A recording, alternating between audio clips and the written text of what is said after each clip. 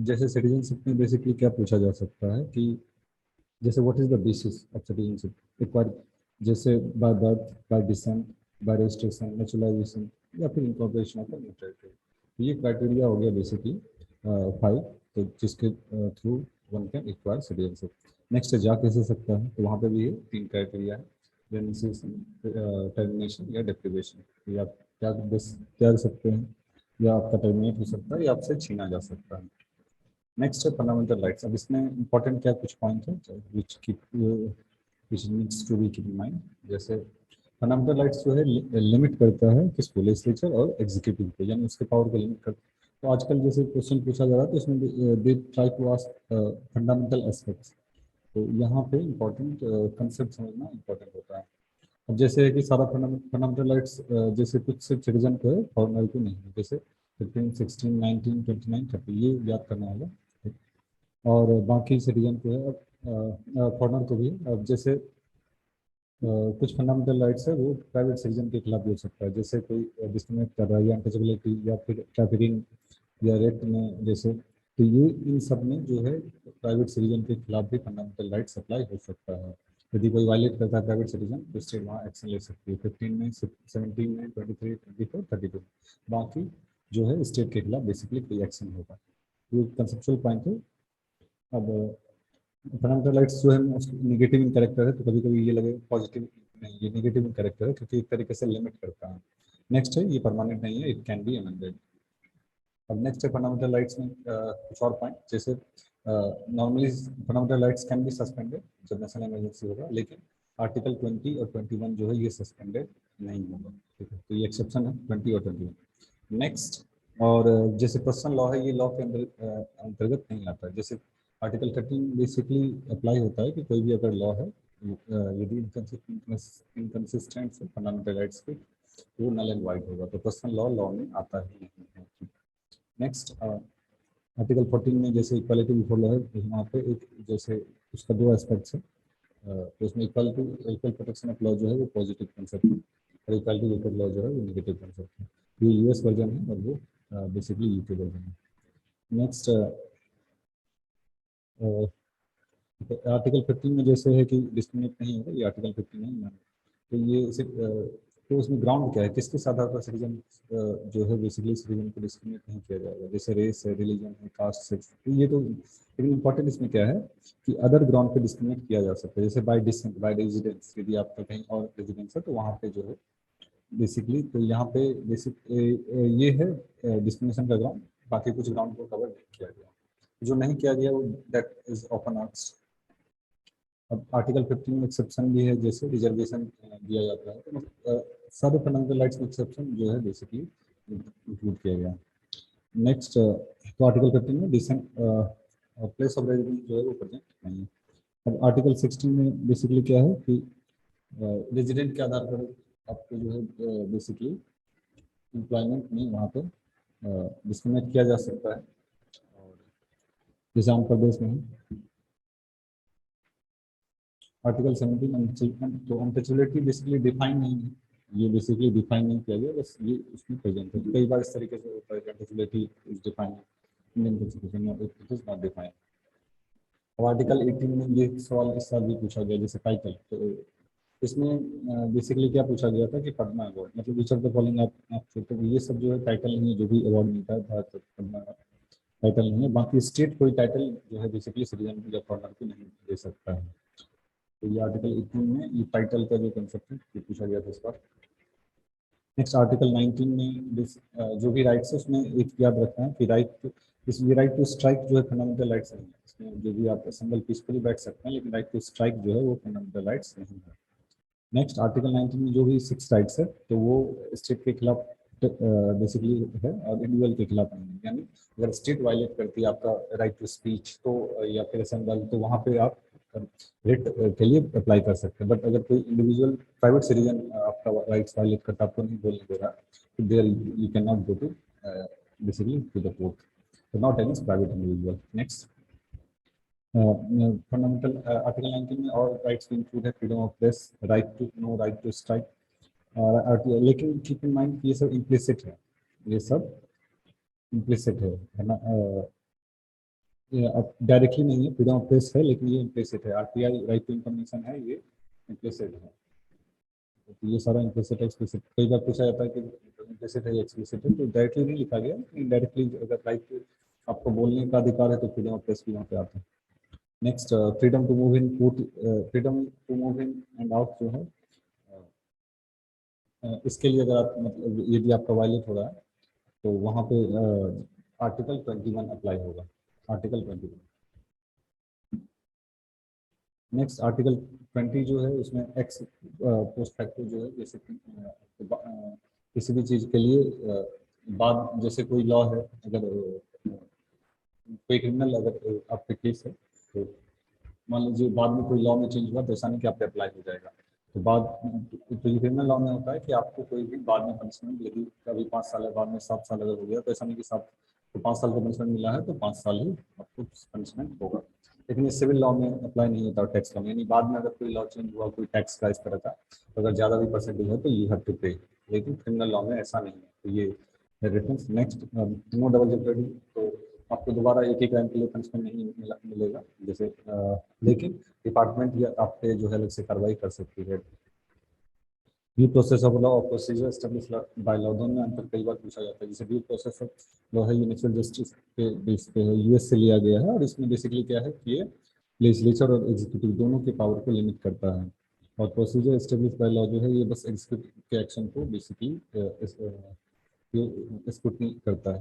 तो ये लेजिस्लेचर और एग्जीक्यूटिव दोनों के बेसिकली प्रोसेस को स्क्रूटनी करता है। तो ये ज़्यादा ब्रॉड है, ये यूएस पे बेस्ड है, ये यूके पे बेस्ड है। नेक्स्ट, प्रिवेंटिव डिटेंशन का जो पावर है वो दोनों के पास है, पार्लियामेंट के पास भी है और स्टेट के पास भी है। नेक्स्ट आर्टिकल 29 जो है रिलीजियस माइनॉरिटी के को भी मिला हुआ है, और लिंग्विस्टिक माइनॉरिटी दोनों को जो है ये फंडामेंटल राइट्स मिला हुआ है, सिर्फ रिलीजियस को नहीं बल्कि लिंग्विस्टिक को भी। इसमें कंफ्यूज करने के लिए कल्चर दे सकता नहीं, रिलीजियस और linguistic. Next, right to property जो है अब तो बेसिकली लीगल राइट्स है, लेकिन ये माइनॉरिटी के लिए अभी भी प्रोटेक्टेड है। नेक्स्ट आर्टिकल 39B और 39C अगर अप्लाई होता है तो ये लिमिट कर सकता है आर्टिकल 14 और 19 को। अगर इक्वालिटी कम करने के लिए अगर इसके बेसिस पे कोई लॉ बनता है तो आप इस 14 और 19 के आधार पर क्लेम नहीं कर सकते। नेक्स्ट, कुछ राइट्स जो है फंडामेंटल राइट्स की तरह ही है, लेकिन वो फंडामेंटल राइट्स में इंक्लूडेड नहीं है, जैसे 265 टैक्स रिलेटेड, 300A आपका प्रॉपर्टी इंटरस्टेट ट्रेड और राइट टू वोट। तो सर्टेन राइट्स आर सिमिलर है फंडामेंटल राइट्स की तरह है, लेकिन they are not part of part 3। Next, DPSP. अब डीपीएसपी में कुछ कुछ इंपॉर्टेंट, जैसे बेसिकली कॉन्स्टिट्यूशन ने डिवाइड नहीं किया है सोशलिस्टिक गांधीयान और लिबरल, बट कई बार पूछा जाता है, तो ये आपको जो है बेसिकली याद कर लेना है। 38 कौन कौन सा गांधीयान होगा, जैसे 40 हो गया पर्टिकुलरली कोऑपरेटिव हो गया, SC/ST के लिए हो गया, प्लुरैलिटी के लिए हो गया। इस तरह लिबरल में जैसे यूएस यूनिवर्सल सिविल कोड हो गया, उसके बाद मॉन्यूमेंट हो गया, इंटरनेशनल पीस हो गया, सेपरेशन ऑफ पावर हो गया।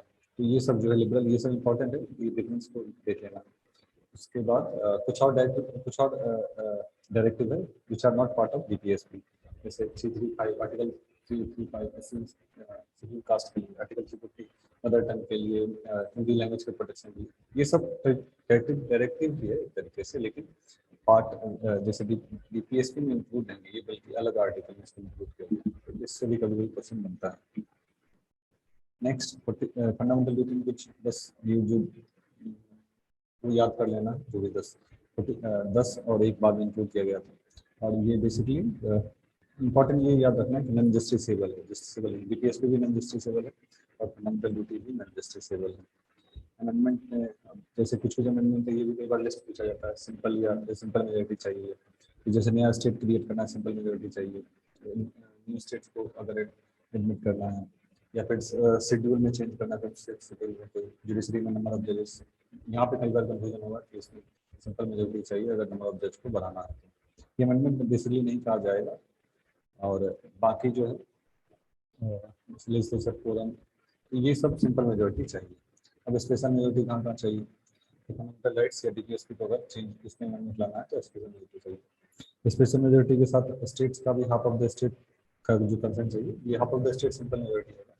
तो यहाँ पे जैसे इलेक्शन ऑफ प्रेसिडेंट है, कुछ भी स्टेट का भी इसमें शेयर होता है, तो election of president, executive legislature का पावर, इन सब के लिए भी स्पेशल मेजोरिटी और हाफ ऑफ द स्टेट्स का कंसेंट चाहिए। सिंपल मेजोरिटी स्टेट्स का 7 शेड्यूल इन सब का।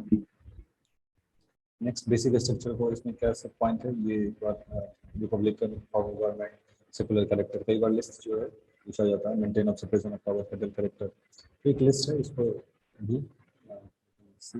I have given the slide, नीचे लिंक में slide. Next emergency provision, emergency में कुछ कुछ टर्म को चेंज किया गया, जैसे 44th अमेंडमेंट के बाद इस इंटरनल डिस्टर्बेंस था उसको चेंज करके आर्म रेबेलियन कर दिया गया। उसके बाद कैबिनेट का राइटिंग में चाहिए इमरजेंसी अगर लगाना है तो, और 1 मंथ के अंतर अप्रूव करना पड़ेगा स्पेशल मेजोरिटी से, और पीरियडिक जो है हर 6 मंथ पे उसको अप्रूव करना है। अगर रिवोक करना है तो सिर्फ सिंपल मेजोरिटी चाहिए। और अगर नेशनल इमरजेंसी लगा हुई है तो आर्टिकल 19 तभी सस्पेंड होगा जब नेशनल इमरजेंसी जो है वॉर या एक्सटर्नल एग्रेशन के ग्राउंड पे लगा है। आर्म रेबेलियन पे अगर है तो आर्टिकल 19 ऑटोमेटिक, आर्टिकल 19 सस्पेंड नहीं होगा। नेक्स्ट इमरजेंसी प्रोविजन के टाइम में जो है बेसिकली 20 और 21 जो है सस्पेंड नहीं होगा। आर्टिकल 358 तो ये अगर अप्लाई होगा तो ऑटोमेटिकली आर्टिकल 19 सस्पेंड हो जाएगा। अगर आर्टिकल 359 अप्लाई होता है तो ये प्रेसिडेंट को पावर देता है कि वो फंडामेंटल राइट्स के इन्फोर्समेंट को सस्पेंड कर सकता है। नेक्स्ट सेंटर स्टेट रिलेशन में कुछ इंपॉर्टेंट पॉइंट है, जैसे राज्यसभा बेसिकली अगर पास करे 2/3 मेजोरिटी से तो नेशनल इंटरेस्ट में स्टेट सेंट्रल लॉ बना सकती है स्टेट के रिस्पेक्ट में, जैसे ऑल इंडिया सर्विस हो गया, अगर तो बनाना है तो नेशनल इमरजेंसी के टाइम में भी पार्लियामेंट लॉ बना सकती है। यदि स्टेट रिक्वेस्ट करे तब भी लॉ बना सकती है, या कोई इंटरनेशनल ट्रीटी बने तब भी लॉ बना सकती है। द प्रेसिडेंट रूल है, these are the moment when centre can create law in the domain of state. Next centre state relation में कुछ और पॉइंट है, जैसे 42nd कॉन्स्टिट्यूशन अमेंडमेंट में क्या किया, यहाँ पे पूछा जाता है कई बार लिस्ट की, कुछ पहले स्टेट लिस्ट में था उसको सेट कर दिया, जैसे education, forest, weight, measure, wild animal, bird, इन सबको कंकरेंट में ले आया, तो यानी सेंटर स्टेट दोनों लॉ बना सकता है। इंपॉर्टेंट पॉइंट है, इसमें से पूछा जा सकता है एजुकेशन, फॉरेस्ट, फ्यूचर, इस तरीके से कोई पार्ट मैच करने के लिए। तो एजुकेशन, फॉरेस्ट ये याद रखना है, तो ये बेसिकली कंकरेंट लिस्ट है। कुछ और सब्जेक्ट कंकरेंट लिस्ट में इंपॉर्टेंट है, criminal law, civil law, population control, electricity, labour welfare, these are part of concurrent list. और कंकरेंट लिस्ट में बेसिकली क्या है कि पार्लियामेंट जो है ओवरराइड, अगर पार्लियामेंट का लॉ बना रहेगा तो स्टेट का लॉ जो है बेसिकली ओवरराइड हो जाएगा। लेकिन एक्सेप्शन है, अगर स्टेट बेसिकली कोई लॉ बनाती है और प्रेसिडेंट अगर वहाँ पे साइन दे देते हैं तो वहाँ पे स्टेट का जो लॉ है वो पार्लियामेंट के, स्टेट का लॉ ओवरराइड नहीं होगा। और कंकरेंट लिस्ट में अगर एग्जीक्यूशन है तो स्टेट करता है। Parliament JPSC joint public service commission बना सकती है, लेकिन वो जैसे यूपीएससी या एसपीएससी की तरह कॉन्स्टिट्यूशन नहीं बल्कि स्टैट्यूटरी बॉडी है। नेक्स्ट प्रेसिडेंट, ये एक्स्ट्रा पॉइंट है कि बोरोइंग पावर, सेंट्रल बोरो कर सकती है आउटसाइड ऑफ कंट्री, लेकिन स्टेट से विद इन द कंट्री बोरो करेगी। नेक्स्ट है यूनियन एग्जीक्यूटिव में कौन कौन मेंबर होगा, प्रेसिडेंट, वाइस प्रेसिडेंट, ये इंपॉर्टेंट बात है। अटॉर्नी जनरल भी यूनियन एग्जीक्यूटिव का पार्ट होता है, अटॉर्नी जनरल, यहाँ पे कंफ्यूजन होगा इसलिए मैंने यहाँ दिया। नेक्स्ट वोट ऑफ एमएलए जो है वो इक्वल नहीं होता है, सिंगल इंडिविजुअल जो एमएलए का वोट होता है वो सिंगल एमपी के वोट के बराबर नहीं होता, लेकिन अगर सारे एमएलए को जोड़ा जाए तो सारे एमपी के बराबर होता है। तो यहाँ से भी कई तो एक बार पूछा गया है क्वेश्चन। और अगर प्रेसिडेंट को हटाना है तो क्या है, कॉन्स्टिट्यूशन वायलेशन मेंशन है, लेकिन एक्सप्लिसिटली नहीं है कि कॉन्स्टिट्यूशन वायलेशन डिफाइन है।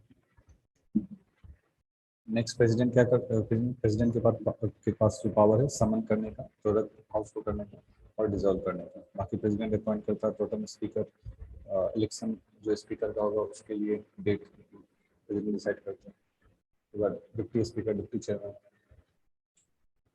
एक और चीज़ जो जैसे अंतर है, जैसे यूएस और इंडिया में वहाँ पॉकेट वीटो है, एब्सोल्यूट वीटो है, लेकिन क्वालिफाइड वीटो यूएस में है, इंडिया में नहीं। क्वालिफाइड वीटो क्या होता है, यदि प्रेसिडेंट ने रोका है तो ज़्यादा मेजोरिटी से अगर पास कर दिया जाए तो वो क्वालिफाइड। अपने यहाँ सस्पेंसिव वीटो है, एब्सोल्यूट वीटो है, पॉकेट वीटो है, लेकिन क्वालिफाइड वीटो नहीं, ये याद रखना, क्वालिफाइड वीटो। प्रेसिडेंट के पास कॉन्स्टिट्यूशनल डिस्क्रिप्शन नहीं है जैसे गवर्नर के पास है, अपने यहाँ प्रेसिडेंट के पास वहाँ पर सिचुएशन डिस्क्रिप्शन, किसी सिचुएशन में कोई रीजन, अदरवाइज संविधान में कहीं ऐसा नहीं है तो जब चाहे तो इसके डिसीजन ले सकते हैं।